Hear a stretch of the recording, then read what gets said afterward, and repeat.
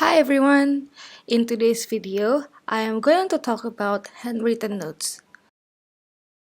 I know that I have been talking a lot about digital note-taking method, but I am sure that not everyone is liking this method. If you haven't watched my video talking about digital note-taking, I will link the video on the description box below and also on the card section in the top right corner. I personally also taking handwritten notes. Again, the reason is because repetitive method works best for me. I have been talking about repetitive method before on my previous video.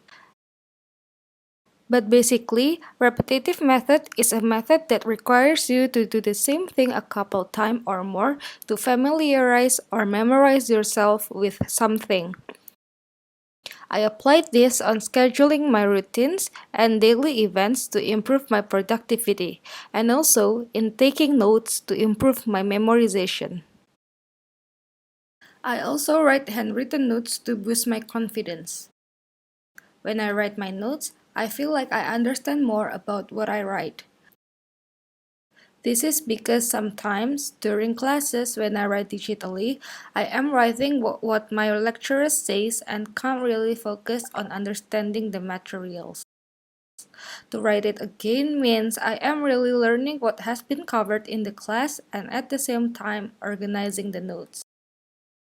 In writing notes, you have to think about the materials since it will affect to your comfortability and neatness of your writings. The first thing is the paper and pens. There are lots of kinds of papers and pens you could find out there. Make sure that you experiment and constantly changing from one kind to another until you really find the one that you think is the most comfortable for you.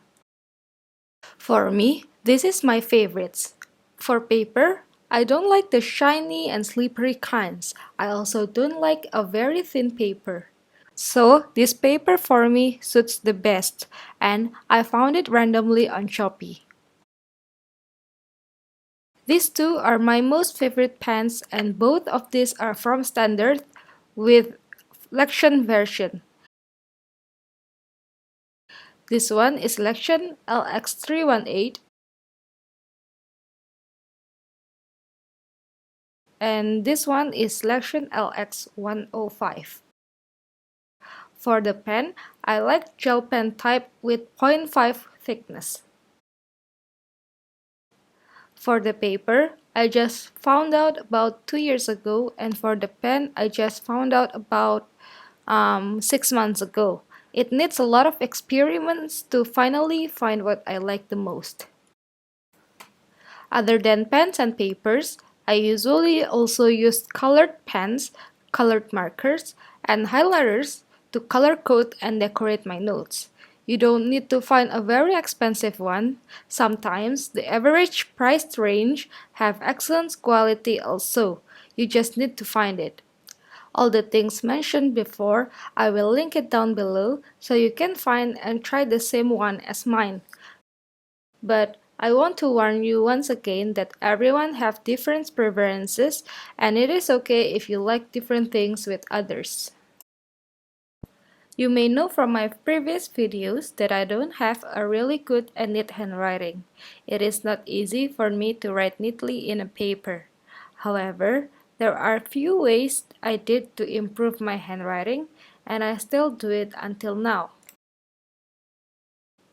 First, I try to write slowly.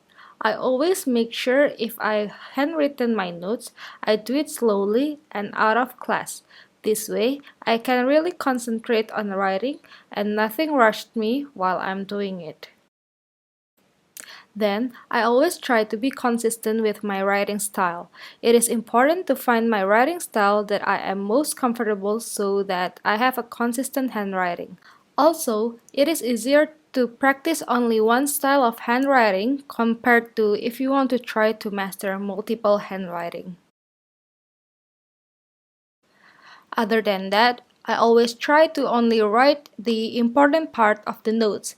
It is easier for me to keep my note short and concise so that I am not tired in the middle of writing. Tired hand can make my writing look bad. Lastly, of course, keep practicing.